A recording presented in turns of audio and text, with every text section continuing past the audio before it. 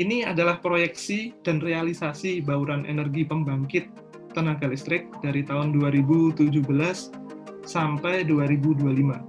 Yang pertama itu Undang-Undang EBT itu akan selesai. Jadi sebenarnya pertanyaannya yang untuk masalah Perpres tadi sepertinya tidak perlu. Kenapa? Karena UU EBT itu akan selesai.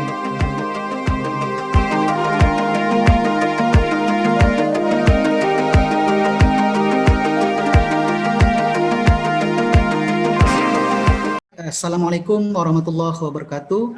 Waalaikumsalam. Salam Om Swastiastu, Namo Buddhaya, salam kebajikan. Kami dari Pusat Studi Hukum Energi dan Pertambangan yang merupakan lembaga yang memfokuskan pada kegiatan studi dan advokasi di bidang hukum energi dan pertambangan. Pada sore hari ini kita akan melaksanakan diskusi yang sangat menarik yang bertajuk atau bertema transformasi energi fosil ke energi terbarukan.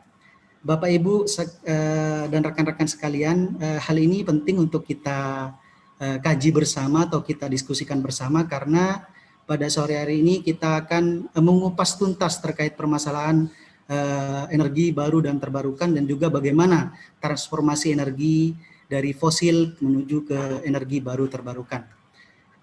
Mengapa kita perlu mendiskusikan hal ini? Sebab EBT ini perlu didekatkan sehingga perlu melibatkan seluruh lapisan masyarakat, stakeholder baik di pusat maupun daerah. Bapak, Ibu, dan rekan-rekan sekalian, pada kesempatan sore hari ini kita telah kedatangan pemateri Bapak Solihatta Aziz, ST, MA, MEng. Beliau merupakan staf ahli staf ahli Komisi 7 DPR RI yang membidangi energi dan juga pertambangan. Beliau ini paham betul terkait dengan kondisi energi kita. Oleh karena itu, mari bersama-sama kita mendengarkan pemaparan dari Bapak Solihatta Aziz. Kepadanya disilahkan. Oke, sebelumnya terima kasih Pak Moderator atas waktunya yang sudah diberikan kepada kami. Assalamualaikum warahmatullahi wabarakatuh. Selamat sore dan salam sejahtera bagi kita semua. Yang kami hormati Bapak Direktur Pushep, Bapak Bisman Bahtiar, kemudian serta hadirin peserta webinar yang berbahagia. Ini langsung masuk materi atau bagaimana sebaiknya? Oke, boleh Pak, langsung materi boleh. Sambil menunggu teman-teman yang lain. Bisa dibantu share screen tidak ya? Oke, baik.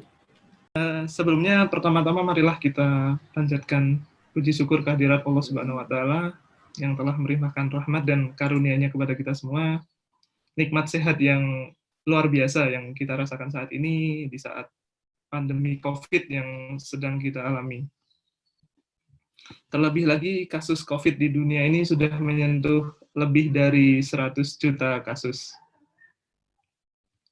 Boleh next? Nah, hasil COP21 atau Conference of Paris atau yang kita kenal sebagai Paris Agreement menunjukkan bahwa pemerintah Indonesia berkomitmen untuk menurunkan emisi sebesar 29%, bawah upaya apapun atau business as usual. Dan dari Paris Agreement telah diratifikasi CAN nomor 79 tahun 2004 yang intinya adalah target bauran energi nasional pada tahun 2025 sebesar 23%, atau yang dapat kita lihat pada diagram di samping. Kemudian next. Nah, pada tahun 2020 sendiri, total energi listrik yang telah dibangkitkan atau diproduksi sebesar 271.000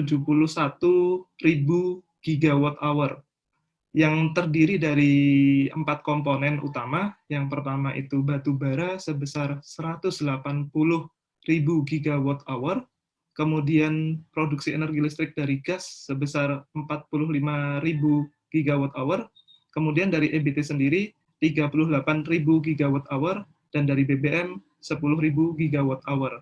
Kalau kita lihat kontribusi persentase dari masing-masing energi, yang paling besar adalah dari batu bara, hampir 66% dari total energi pembangkit listrik yang telah diproduksi.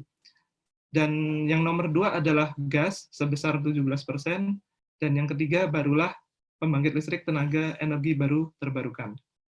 Next.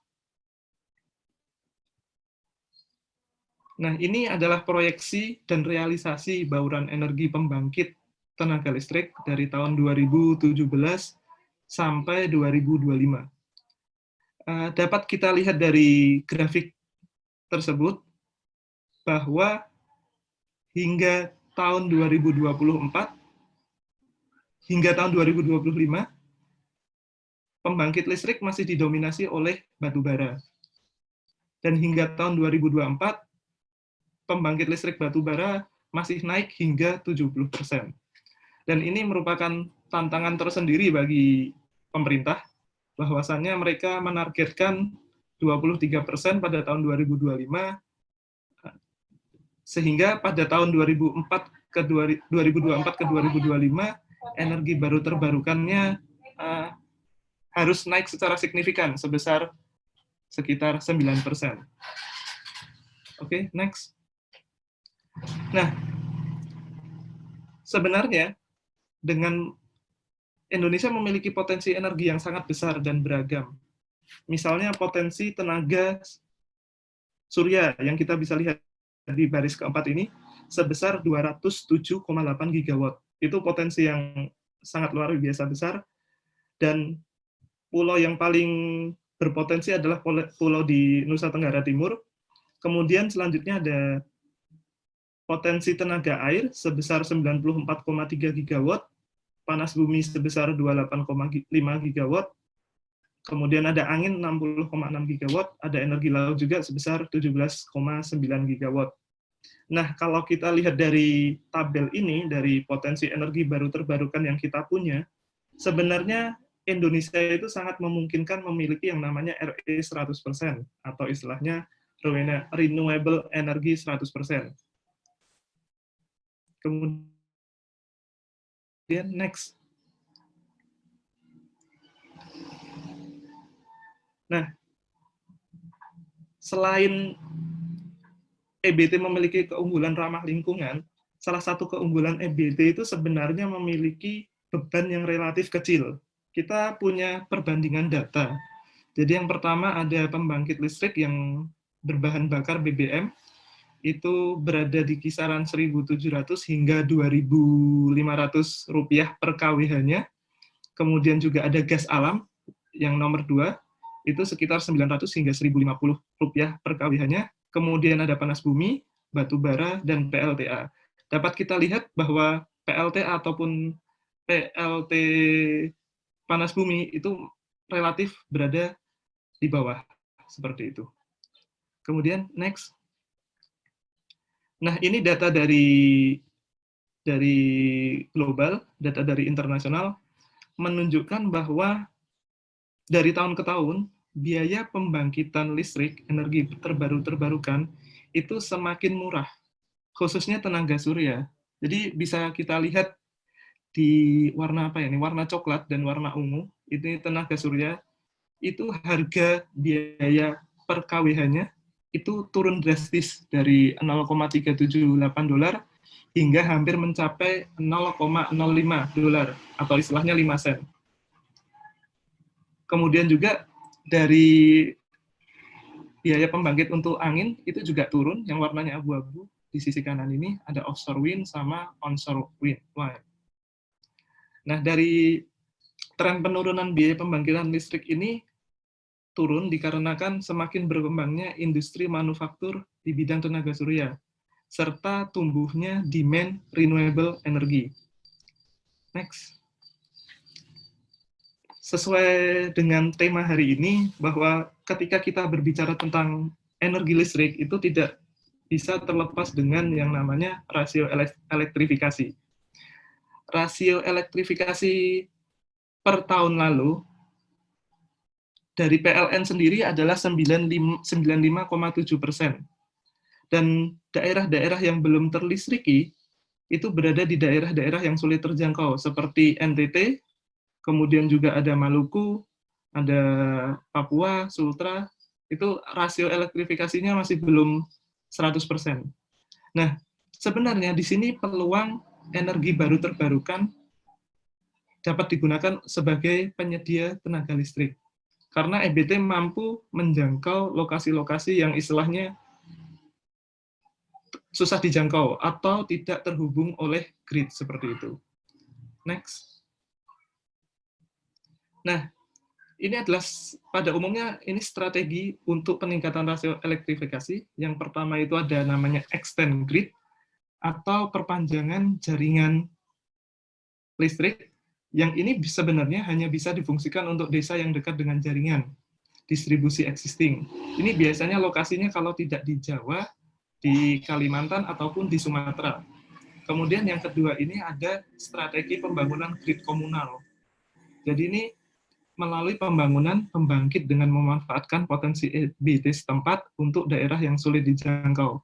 Nah, ini yang ketiga yang paling memungkinkan apabila Indonesia ingin melistriki seluruh lapisan masyarakat, yaitu adalah menggabungkan pembangkit EBT dengan yang namanya SPEL atau Stasiun Pengisian Energi Listrik plus alat penyimpanan daya listrik ABDAL. Yang ini fungsinya untuk melistriki desa yang belum berlistrik, yang masyarakatnya bermukim tersebar atau scattered, sehingga dimungkinkannya dibangun jaringan listrik. Next. Nah, ini sekilas saja, jadi tantangan utama EBT di Indonesia itu sebenarnya didominasi oleh 4 faktor. Yang pertama itu adanya namanya political will, yang kedua adalah dominasi pasar, yang ketiga investasi, dan yang keempat infrastruktur dan teknologi.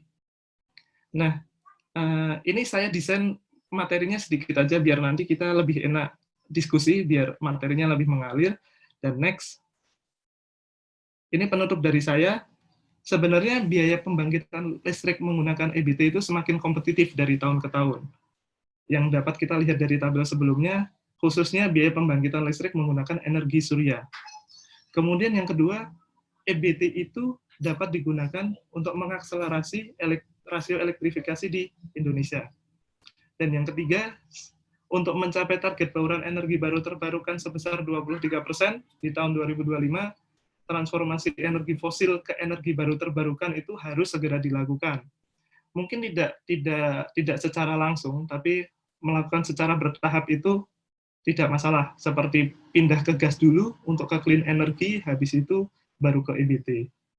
Yang paling penting adalah kita harus melakukan segera transformasi energi fosil itu ke energi baru terbarukan. Mungkin itu sekian dari saya. Nanti kita